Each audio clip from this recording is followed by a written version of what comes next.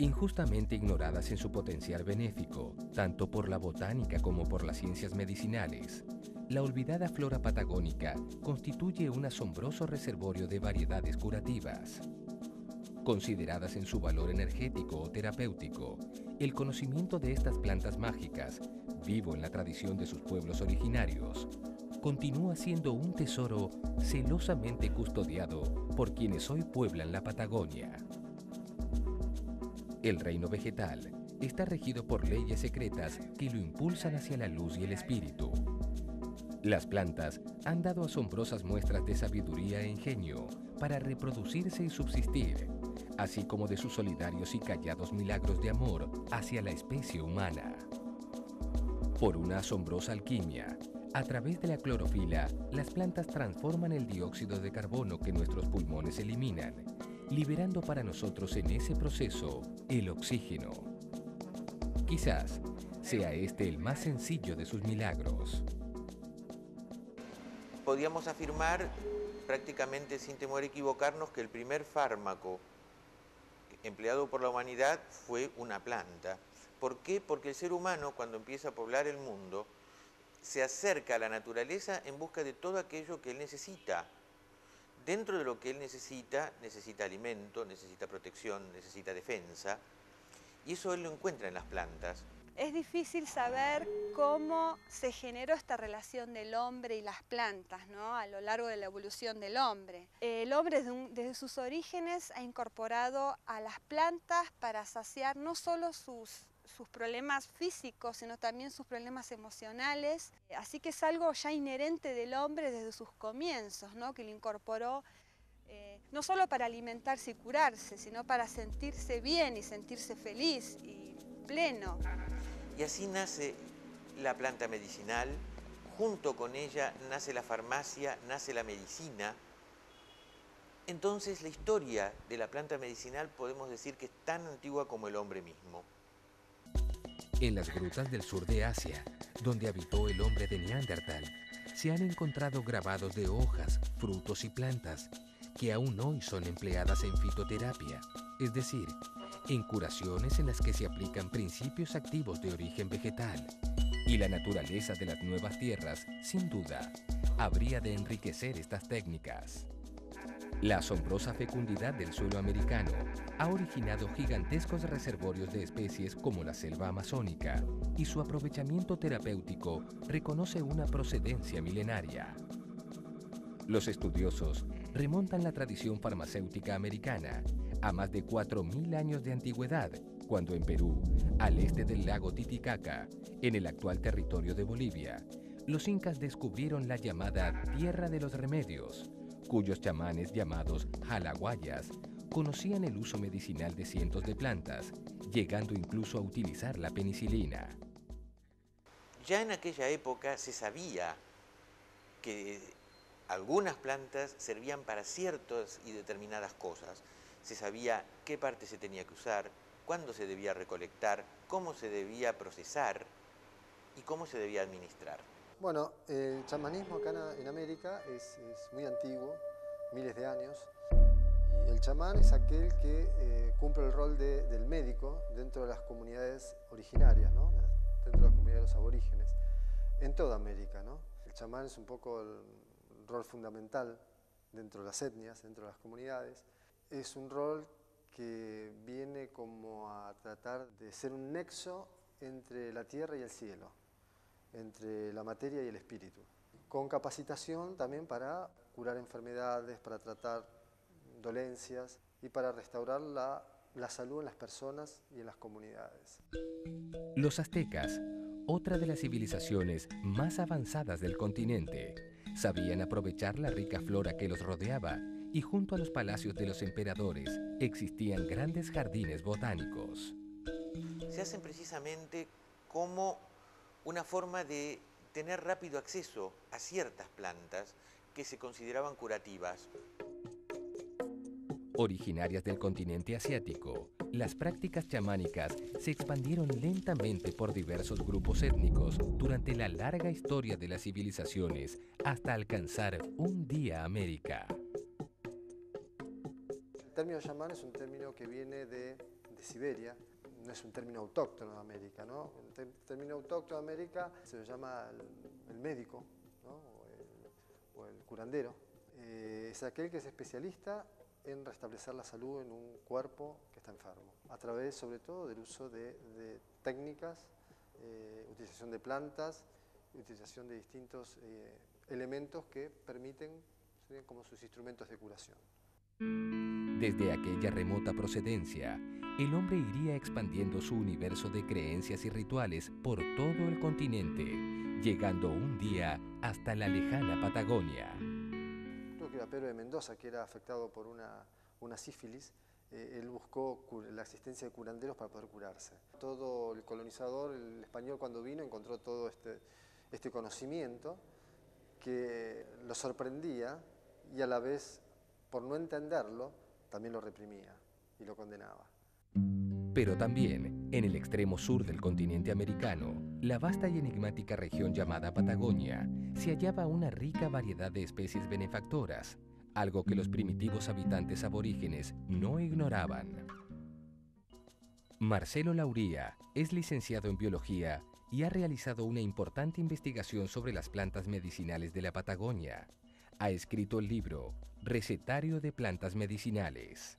Existe un pool patagónico de plantas medicinales de cientos de plantas autóctonas medicinales que van desde, digamos, la costa hasta la cordillera, ¿no? Con todas sus adaptaciones. Y en este sentido es lo que puede hacer las diferencias del conocimiento. Hay plantas medicinales que son costeras, digamos que son de la estepa o que son del desierto, que por una cuestión de densidad poblacional son menos conocidas, obviamente. En cambio, las plantas medicinales que se encuentran más hacia la zona de los bosques o la cordillera, por haber una mayor densidad poblacional, se hacen más populares. La utilización de estas plantas, el cómo utilizarlas, para qué utilizarlas y la forma en cómo prepararlas, ha sido un conocimiento que ha sido revelado en sueños a los primeros curanderos. Por eso se le dice que esta medicina es una medicina revelada, porque este conocimiento bajó en sueños a los primeros curanderos y después de ahí se armó toda la tradición oral. Es decir, el curandero siempre tenía un hijo, un nieto, alguien que seguía con su tradición. Y ahí se hizo toda la tradición oral de este conocimiento. La inmensa estepa desértica que separa la cordillera del mar es una de las regiones más áridas del continente. No obstante, algo ha dotado a su vegetación de la energía suficiente para sobrevivir a condiciones de rigor extremo y portar a la vez propiedades benéficas.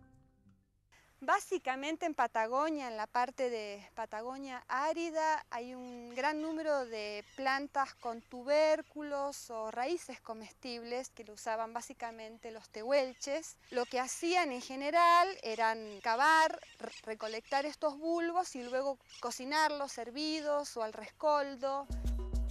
Las pequeñas hojas duras de la vegetación esteparia, las espinas filosas y algunas flores rastreras de escasos pero brillantes colores son pródigas en sus efectos medicinales y pueden salvar una vida y aliviar los males del cuerpo y del alma. Todo esto no escapó a los pueblos que en sucesivas etapas poblaron la Patagonia. Los antiguos tehuelches, habitantes que dominaban aquella región desértica, conocían numerosas plantas curativas, como las llamadas barbas de las piedras, líquenes de color verdoso oscuro, que crecen adheridos a las grandes piedras y cuyo empleo es prácticamente desconocido entre los indígenas sudamericanos.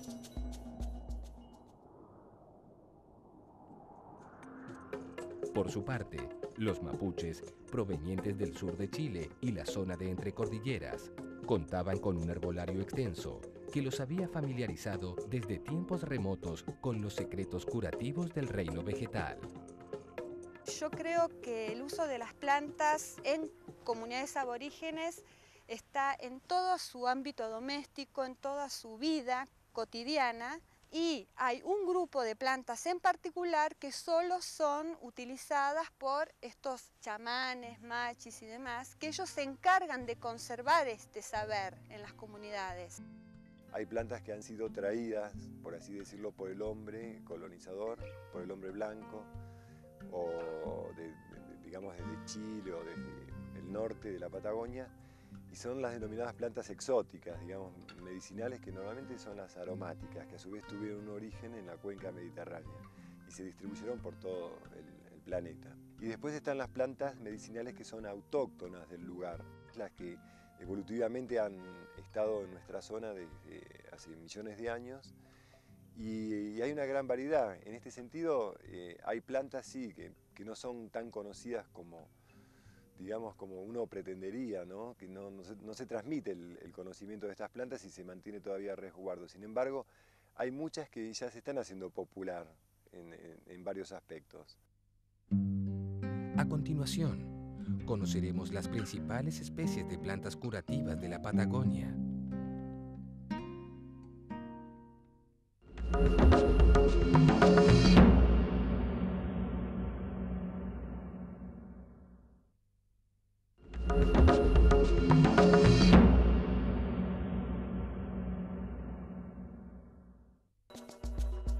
El conocimiento que las culturas autóctonas de la Patagonia tenían sobre las plantas medicinales reconoce una antigua y profunda tradición que los actuales habitantes de la región han heredado de diversas formas. Acá nos encontramos al lado de dos plantas que son fantásticas. Por un lado tenemos a la famosa siete venas, que también le dicen llantén, aunque el llantén es un poco más ancho y más corto en general, que también tiene siete venas, pero es otro género. El siete venas, que es el verdadero Plantago lanceolata, con forma de lanza, y tiene las 7 nervaduras que se pueden observar dando vuelta a la hoja en el embés. Y lo importante de esta planta es que tiene un montón de propiedades que son realmente fantásticas y se vienen utilizando desde hace siglos, miles de años prácticamente. Una de las propiedades más importantes que tiene es la capacidad prácticamente in situ de cicatrizar. Tengo una infección que no se me cicatriza o que no me evoluciona satisfactoriamente, con solamente agarrar una hoja, machacarla un poco y aplicarla en el lugar donde se encuentra la herida, haciéndolo todos los días, prácticamente depende del grado de corte, de infección o el tipo de herida que sea, tiene la propiedad de cicatrizarla en muy pocos días, siendo consecuente, o sea, todas las noches aplicando la hoja machacada y cruda y sostenida con una venda. A la mañana lo sacamos, dejamos que se seque, que se oríe con el sol, y a la noche volvemos a aplicar directamente un machacado de la hoja. Las propiedades son realmente mágicas. Es emoliente, por otro lado, que quiere decir que afloja los tejidos que están infectados, y la propiedad también poderosa que tiene es la de ser astringente. Esto, además de ablandar en un primer momento los tejidos o abscesos que están así un poco infectados, tiene la propiedad de secarlos y cicatrizar. O sea que lo utiliza mucho a nivel crema, a nivel pomada y no tanto como tintura, para prepararse unas sustancias como las que les comentaba y aplicárselo en la cara a la gente que tiene así problemas de acné o que tiene granitos, o sea, afecciones del tipo dérmica. Y para todas las mucosas es una planta que se asemeja mucho, o mejor dicho, sería la parte ancestral de los antibióticos. De hecho, también se utiliza para todo tipo de aftas, llagas que se encuentran en la boca o en las encías, y sirve para los bronquios, sirve para las toses ferinas, sirve para toses recurrentes, problemas bronquiales, para expectorar. Y con la miel, digamos, hace un jarabe natural que a la semana de estar macerándose las hojas en la miel, se hace una pasta marrón, producto un poco de la transformación de la planta en la miel, y es un jarabe natural, por así decirlo, que dura durante semanas. Entre las variedades curativas más renombradas y que aún hoy gozan de fama, se encuentra el ajenjo, el pañil, el llantén, la nalca, la palamela o paramela, cuyas virtudes es preciso conocer adecuadamente para una utilización terapéutica efectiva. También tenemos ahí la planta de pañil, se le dice. Bueno, también es bueno para el reuma, para las infecciones.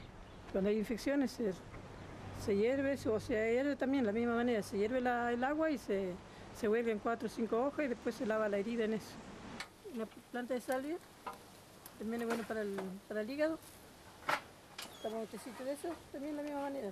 Nosotros de la misma manera, con agua hirviendo. Bueno, por ahí en algunos casos, si no podés qué sé yo, por ahí andás en el campo, andás por ahí y no podés hervir el agua, bueno, si tenés la posibilidad de agarrar eso, lo refregás y lo echás en ahí. Todas estas variedades crecen en la región que tiene como centro las localidades del Bolsón y Junín de los Andes, donde abundan las comunidades indígenas y sus costumbres aún se mantienen vivas. El michay o el calafate, que le llaman en otros lados, nosotros le llamamos michay. Esta planta sirve también para la medicina y para la tinta natural, para el teñido de la lana. Tenemos la menta, que yo le decía que era para el resfrío, que en este momento no tengo. Que la menta para el resfrío también se toma se echa también, se hierve el agua también y también se echa 3 o 4 hojitas nomás. Y se echa agua hirviendo y también se consume así, también se consume con azúcar, que es para el resfrío, o por ahí la refregáis, la inagá, que tiene un olorcito rico, pero hay que lavarlo bien lavado para que no tenga tierra ni moquita, eso hay que lavarlo bien lavadito. Entonces es un medicamento muy bueno para la fiebre. Es preferible lo que son generalmente medicamentos naturales, medicinas, es preferible que sean más bien del campo. Por ahí el de ciudad o el que está sobre la ruta ya está contaminado con el tema de los autos, la circulación y todo esto, entonces es preferible que sean un poco del campo, ¿no? Esto es maqui. El maqui tiene una frutita que te pinta de violeta, es rica. Y la hoja es una planta muy alcalina, entonces sirve para la acidez estomacal, para la gastritis, y es la planta para la acidez de las embarazadas. Está muy relacionado con el embarazo, pero también con los proyectos, cuando uno tiene que cuidar algo que se está gestando, para proteger lo que uno lleva adentro, sea un bebé o sea un proyecto, y no dejarse influenciar por lo de afuera antes de que termine de nacer. Después, barba de piedra, que es muy parecido a lo que está arriba de los árboles, es lo mismo. Pero en la medicina de acá se usa para los riñones. Es como un antibiótico para los riñones, pero la que crece sobre las piedras, no la que crece sobre los árboles. Probablemente, la planta medicinal más célebre en el norte de la Patagonia sea el ñanculahuen o remedio del aguilucho, que se encuentra en la zona cordillerana de Futalaufken y Río Pico. Muy utilizado hoy para el dolor de estómago, se toma como un té común. Acá nos encontramos próximos a un arrayán, que es uno de los árboles más significativos y emblemáticos que hay en la zona, digamos, de la Patagonia, en particular de la zona cordillerana, y en algunos ambientes próximos a ríos o ambientes húmedos, al agua. La característica a nivel medicinal que tiene es la de ser astringente y desinfectante, particularmente las hojas y los frutos. Y los mapuches y tehuelches, incluso otros indígenas, otras etnias indígenas, la utilizaban con dos fines específicos. Uno era utilizar los frutos, que todavía hoy se utilizan, maduros, color, como les comentaba, moraditos y blandos, en cocimiento. Prácticamente se toma un puñado de unos 100, 200 gramos, se hace hervir en 1 litro de agua. El líquido resultante lo utilizaban para combatir los piojos, sobre todo de los chicos, y también para combatir los hongos en los pies. El fruto, al estar maduro, también produce una especie de tintura, con lo cual las indígenas se teñían el pelo a partir de esta decocción. Y era un elemento de coquetería verse, digamos, con el pelo así de un color oscuro, morado. Y con los frutos también se hacen un jarabe, con determinadas proporciones de azúcar o azúcar negra o miel, combinado una especie de almíbar un poco más denso, con una cantidad muy precisa de frutos. Y este jarabe se le agrega un poco de alcohol, se lo revuelve a baño María y se conserva prácticamente durante meses en la heladera o en ambiente fresco, bien guardado, y lo emplean para problemas también bronquiales, para problemas de toses, cuando hay toses crónicas. Muchas de estas plantas poseen además un hondo carácter sagrado. En el caso del Maitén, más allá de su impronta en el paisaje cordillerano, todo un universo de creencias lo dota de un aura profundamente espiritual. Tenemos el Maitén, que nosotros decimos el Maitén sagrado. Es un Maitén sagrado porque se usa en la rogativa. Es una planta de mucho, para nosotros de mucho valor. A continuación, conoceremos la diferencia entre las plantas medicinales y las plantas tóxicas.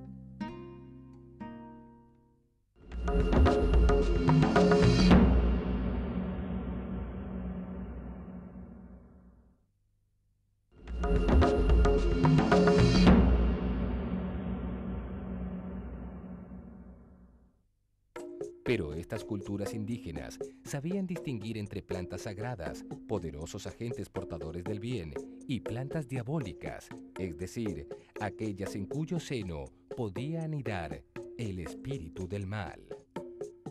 En la Patagonia, como en otros ambientes naturales, existen algunas plantas tóxicas. En realidad, esta diferencia de planta tóxica a planta medicinal, hay una barrera bastante corta, porque solo depende de la dosis, de cuánto uno utilice, qué cantidad use de esa planta, ¿no? Eso es un problema bastante serio, porque nosotros podemos medir toxicidad aguda. La toxicidad aguda es aquella que presenta un síntoma prácticamente, si no instantáneo, al poco tiempo. Pero la toxicidad crónica, eso viene de a poco. Y es muy difícil de poder medir y de poder saber exactamente si se debe a una planta o a otra cosa.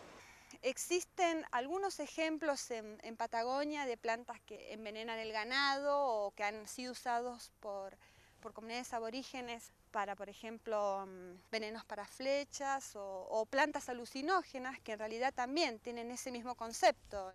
Solamente un grupo de individuos elegidos por ese chamán, médico, brujo, hechicero, como quiera llamarle, eran aquellos que tenían el manejo de ese tipo de plantas debido a su gran peligrosidad. Si te excedes en la dosis puede causar perjuicios a la salud, ¿no? Eso demuestra también el conocimiento tan profundo que tenían de la planta. Existen numerosas plantas, especialmente en la zona de bosque valdiviano. Hay varias plantas que tienen esa característica. Porque hubo un carácter particular de planta mágica.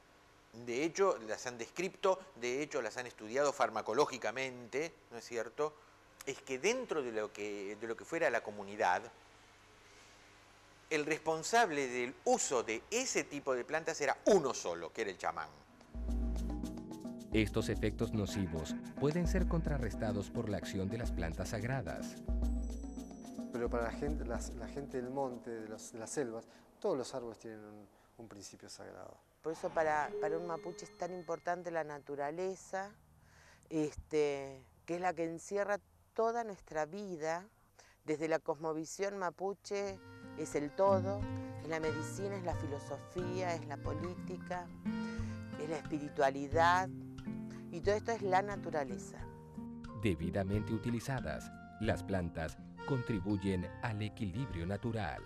Estas plantas maestras solo son usadas por personas que son formadas en la utilización de estas plantas. Tiene que haber toda una formación, tiene que haber una preparación para poder utilizar estas plantas. En la formación de una persona como chamán o como curandero hay un trabajo de muchos años. Aislarse en el monte, dejar familias, dejar ciertas cosas como ciertos alimentos que no se pueden comer, tomar las plantas purgas, son plantas que son muy amargas, a veces se hace muy costoso o muy difícil de tomar y de entregarse a este proceso.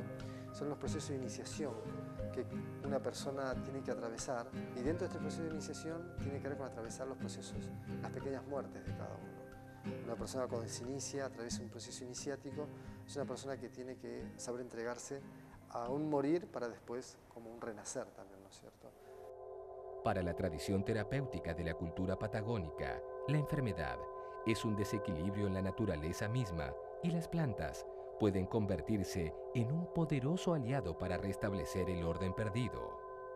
No cualquiera es machi, Machi es toda una historia muy en especial, pero que cada machi tiene como un conocimiento acabado de la naturaleza. Debes de conocer la voz de la naturaleza. Tenés que hablar como habla la naturaleza. Por eso nosotros el Mapuzungún, ¿no? Es el idioma de la naturaleza, el idioma de la tierra. Y las machis en esta comunicación permanente con la tierra, sabían de medicina porque la misma naturaleza decía. Pero para la tradición aborigen, que considera a las plantas como seres dotados de un espíritu, su manipulación requiere un profundo respeto. Respeto que los antiguos habitantes le tributaban día a día. Nosotros siempre vivimos en la cordillera y como vivíamos ahí en esos lugares, la abuela siempre buscaba y buscaba, pero no así nomás. Siempre hacían su ceremonia antes de salir. Y cuando llegaban en ese lugar para levantar esa medicina también, había una ceremonia que la abuela hacía para pedirle permiso a esta madre naturaleza para que siga produciendo ese lahuén, esa medicina y podamos llegar a estar más sano también. Las plantas maestras son utilizadas en un ámbito ceremonial. Muchas veces para tomar ciertas plantas uno tiene que tener una preparación, tiene que hacer una dieta previa, tiene que hacer un ayuno, tiene que aislarse en el monte para poder consustanciarse con el espíritu, porque para los pueblos originarios las plantas tienen un espíritu, tienen un principio vital y uno tiene que poder prepararse para entrar en diálogo con ese principio vital, ¿no es cierto? Porque uno, si no, está muy aturdido de muchas cosas, de muchos ruidos y no puede escuchar, ¿no es cierto? Y muchas veces en cada planta, en cada río, en cada arroyo, en cada quebrada, en cada montaña, hay un principio, hay un mensaje para escuchar. Tanto en la cultura mapuche como en la cultura tehuelche, la ceremonia curativa ocupaba un lugar esencial. Más allá de las propiedades químicas que pueda tener una hierba, son los rituales sagrados los que la transforman en curativa. Esto es lo que inspira el célebre machitún de los mapuches, la ceremonia que ayuda a sacar la enfermedad del cuerpo y el alma. Así, el abandono de antiguas prácticas culturales conlleva también el descuido de especies valiosas o el olvido de sus propiedades. Y a ello contribuyen asimismo los cambios producidos en el entorno natural. Yo creo que ahora las personas mayores también se preguntan qué pasó con los yuyos que había antes que curaban no quedan. La misma pregunta lo hacía mi abuela cuando todavía vivía. Ella decía en tal lugar había tal medicina y ahora no hay, ¿qué pasó? El desconcierto que origina en la familia de los antiguos pobladores la modificación del reservorio medicinal vuelve una y otra vez como una pregunta a la que es difícil dar respuesta. Es un problema en la actualidad en la Patagonia, el caso de muchas plantas medicinales muy pero muy valiosas para la cultura mapuche, como el ñanculahuen o tantas otras plantas, que los pobladores tienen que recorrer grandes distancias para recolectarlas porque ya no son abundantes. Porque nosotros mismos no supimos cuidar el bosque, bueno, ahora se lo está alejando todo el bosque. Y están poniendo, qué sé yo, los pinos que no es de la zona. Que muchas veces yo le digo, había que poner las mismas plantas de la misma tierra, porque eso se están alejando, se están secando, nadie sabe por qué. Los problemas ecológicos son importantes y aquí hay otra cosa que tenemos que tener en cuenta y es el problema de la depredación. El problema grave es cuando directamente se sobreexplota una especie determinada y entonces sí puede suceder, como ha pasado con tantas cosas, que se pierden, ¿no es cierto?, directamente, en forma irremisible. A través de mi experiencia personal y de viajes de muchos años que he hecho por Latinoamérica, uno ve que se encuentra con que el viejo curandero, el viejo chamán, que es el depositario del conocimiento, del manejo de plantas, de utilización de plantas maestras, no quiere que esta tradición se pierda. El nieto del curandero, que es un abuelito que ejerce la medicina, lo ve al abuelito como mi abuelito está en la antigüedad o con cosas de antes, no valora lo que el abuelito tiene. Uno que viene de Occidente, que viene ya dando la vuelta de todo lo que es la cuestión de Occidente y académica, se encuentra con ese abuelito que gustoso te quiere transmitir su conocimiento y su saber para que esta sabiduría no se pierda, ¿no? Sino que continúe. Ese problema se debe básicamente a la persecución que ha tenido la medicina tradicional mapuche por el hombre blanco durante generaciones y generaciones. La medicina oficial en la actualidad le cuesta muchísimo aceptar la incorporación del uso de plantas medicinales y en especial para el caso de plantas que tienen que ver con dolencias que están producidas por agentes sobrenaturales, síndromes, digamos, de filiación cultural que tienen que ver con una percepción de la enfermedad y del mundo muy particular, propia de la cultura, ¿no? No obstante, el desencanto de quienes heredaron estas prácticas curativas por vía de la tradición, hoy en día contrasta con la fe de los nuevos adeptos que estas prácticas conquistan. Venidos desde otro lugar, cincelados por una cultura diferente, tienen sin embargo una mirada positiva y nueva sobre aquella remota y arraigada tradición. Ese es el enganche, lo que es el viejo mundo y el nuevo mundo, Europa y América, de poder dar una continuidad a algo que es ancestral, que es la medicina, ¿no? Porque la medicina está todo basado en las plantas. Estos curanderos hacen de maestros de uno, ¿no? Uno termina siendo un aprendiz de ellos y un aprendiz de estas enseñanzas que son medicinas de la tierra, ¿no? Con todo el potencial terapéutico que esto tiene.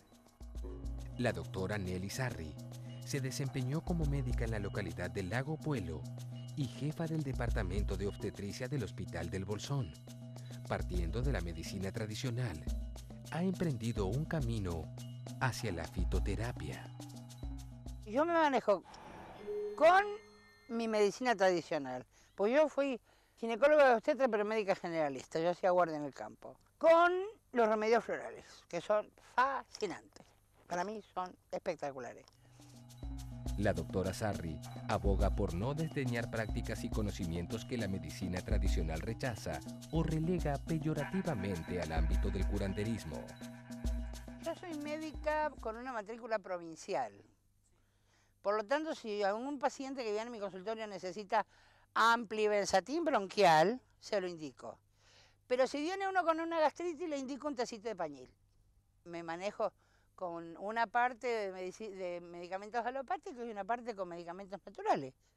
Tintura de crataegus, de lúpulo, qué sé yo. Y yo les receto, les indico, obvio.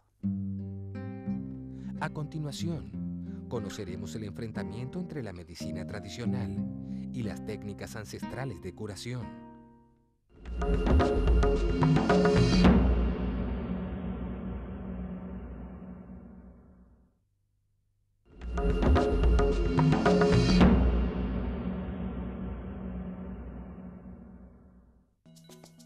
Consideradas en su valor energético o terapéutico, el conocimiento de estas plantas mágicas aparece así como un vasto reservorio de secretos que en muchos casos han demostrado ser más eficaces que las prácticas y medicamentos santificados por la medicina tradicional. Después tengo por ahí, que les puedo mostrar, una planta que es antiquísima, que es la consuelda mayor o Symphytum officinalis, que se usa mucho en las lesiones traumáticas. Una aplicación de raíz de consuelda cortada en rebanadas muy finitas con una bendita en un esguince, en un traumatismo de la mano, del pie, que lesiona ligamentos, el sauco, pero el sauco ahora se otoñó las hojas, así que difícil va a ser de mostrar. Pero el sauco es desde la antigüedad sabido que es un elemento así antitusígeno, baja la fiebre. Algo parece seguir empujando a los habitantes del suelo patagónico a perseguir incansablemente en su vegetación el remedio de sus propios males. Que yo en mi persona mantengo mucha creencia de la medicina natural y que es la única, creo, que nos puede salvar en muchas enfermedades que vienen, ¿no? Que van a venir.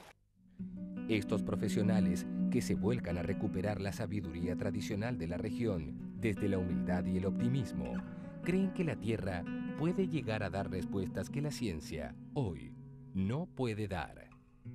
Lo que a nosotros nos interesa es estudiar la interacción entre el hombre y las plantas, estudiar digamos, por qué el hombre elige tales plantas, por qué las usa, cómo las incorpora a su mundo material y espiritual. Digamos, nos interesa conocer la relación, ¿no? No solo estudiar las plantas en sí, sino también el hombre, cómo se conecta con ellas. Yo considero que el ser humano es un ser mágico que perdió la magia. Y me hago responsable de mis palabras. Entonces, ese es el punto. Para mí el problema más serio es ese. Muchas cosas que sabían otras culturas y demás, porque había un acoplamiento muy grande entre ellos y la naturaleza, entre ellos y las leyes cósmicas. Nosotros hoy día con el fárrago de cosas que nos esperan en cada momento y con el diario que hacer, con toda una serie de cosas, eso lo hemos perdido. Los pobladores patagónicos cada vez se vuelven más hacia la medicina no tradicional, recurriendo a la fitoterapia, radiestesia, preparados florales y medicinas de las ancestrales tribus patagónicas. Fitomedicina es alopatía usando plantas. Dentro de la fitomedicina tienes la fitoterapia. La fitoterapia es una parte de la fitomedicina, si vos querés. La fitoterapia es más para trastornos leves. Son las plantas que podés usar con mayor tranquilidad, porque son las plantas que son en general inocuas, las plantas que podés emplear durante tiempos largos y demás, porque sabemos que prácticamente no hay toxicidad, que no hay reacciones adversas ni demás. Por eso siempre, cuando hablamos de una planta medicinal, hablamos de un medicamento. Si hablamos de un medicamento, tenemos que darle entonces ese valor y tratarla como a un medicamento de síntesis, con todas las diferencias que tiene y con todos los problemas que tiene. Porque como te digo, un medicamento de síntesis vos lo podés medir, vos podés saber exactamente cuánto estás tomando de lo que sea. Con una planta eso es difícil. Por eso justamente la idea es, cuando nosotros nos acercamos inclusive muchas veces a preguntar a la gente cómo hacen, cómo usan y demás, es simplemente para tener una idea más acabada de cómo ese individuo de una determinada región, de una determinada cultura, cómo él administra esa especie, esa planta para no intoxicarse. Porque el individuo que tiene el manejo de la planta no se te intoxica. La recolección y selección de las plantas mágicas es un trabajo que requiere de mucho conocimiento y un profundo respeto por la naturaleza. El paciente, sumido en una profunda depresión, consulta a Eloísa Castellanos en busca de una solución con medicina natural. Me da la sensación de que es otra cosa lo que te pasa, como que tiene más que ver con estar lastimado. El péndulo se va moviendo sobre el libro de hierbas medicinales y él mismo le indica a Eloísa qué planta o flor debe recetar al paciente para lograr su sanación. O sea, como que algunos sentimientos de lo que te están pasando tienen que ver con tu historia personal de cuando eras chiquito. Mímoros para la timidez y para los miedos a cosas conocidas. Miedo de andar dando vueltas entre casa, ¿viste? No a los fantasmas o a los gualichos o qué sé yo, cosas. No, miedos de cosas que vos ya conoces y algunas otras cosas que, o a la gente también.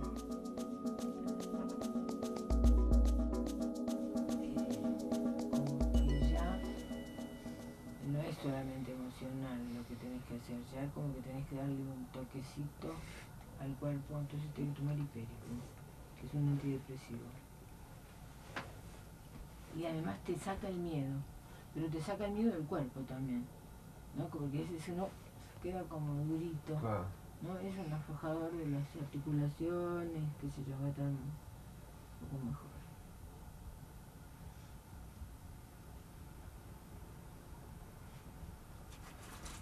A mí no me preocupa por qué el individuo se rearmoniza.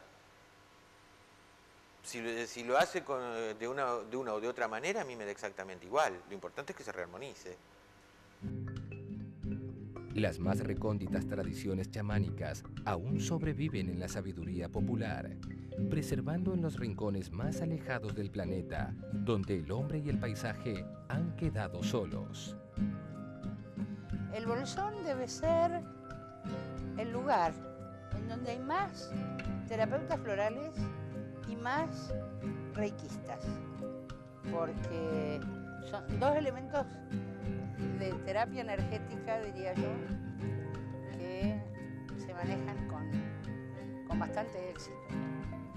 Éxito llamándole el hacer bien, éxito llamándole al no hacer daño y éxito llamándole a que el paciente viene y te dice, ay, me da otra vez esas gotitas, qué bien que me hicieron. Sin ir más lejos, en una ocasión que tuve un accidente, una señora, una hoja de romaza, le puso un trozo de papel ardiendo y el jugo tibio que salía de esta hoja lo puso en mi herida que milagrosamente cicatrizó de inmediato. Son secretos que, como digo, lo traen desde sus ancestros esta gente que viene especialmente de Chiloé. Profundamente arraigada al suelo que le dio origen y sustento, la tradición farmacéutica de la Patagonia resiste el paso del tiempo. Los nuevos aportes culturales que se le han incorporado y hasta la extinción de los pueblos originarios que la desarrollaron y perpetuaron. Hay un proceso como de revalorización. El hombre, yo pienso que se ha desconectado de la naturaleza. Y realmente para mí eso es una de las grandes cosas que lamentablemente nos ha pasado. Hemos dejado de entender. Hemos dejado de entender porque tampoco no tenemos el tiempo para mirar. Pero ahora uno ve como señales de volver a interesarse sobre los usos de las plantas, en las comunidades tanto urbanas, que se ve así como movimiento así como New Age, o en las comunidades rurales, que también los jóvenes de a poco, muy lentamente, parecen también interesados y ellos nos han dicho esto de queremos que nos documenten la información que están recopilando y nos la devuelvan para nosotros no perderla, ¿no? Así que porque sus viejos están muriendo, a lo mejor ya no tienen la facilidad para transmitir el conocimiento y ellos no tienen cómo obtenerlo, ¿no? Entonces a través de la documentación en un librito, eso puede ayudar. Entonces ahí está la clave de todo esto. Por eso, como te digo, ¿quién sabe dónde está la panacea? La panacea puede estar en cualquier lado, puede estar en algo que ya se usa y nadie sabe que está ahí porque realmente no se sabe usar. El misterio sobre la oscura fuerza que continúa imantando el poder de las especies vegetales patagónicas aún hoy persiste entre sus pobladores. Hombres y mujeres que confían y persiguen los secretos vegetales para aliviar todos sus males.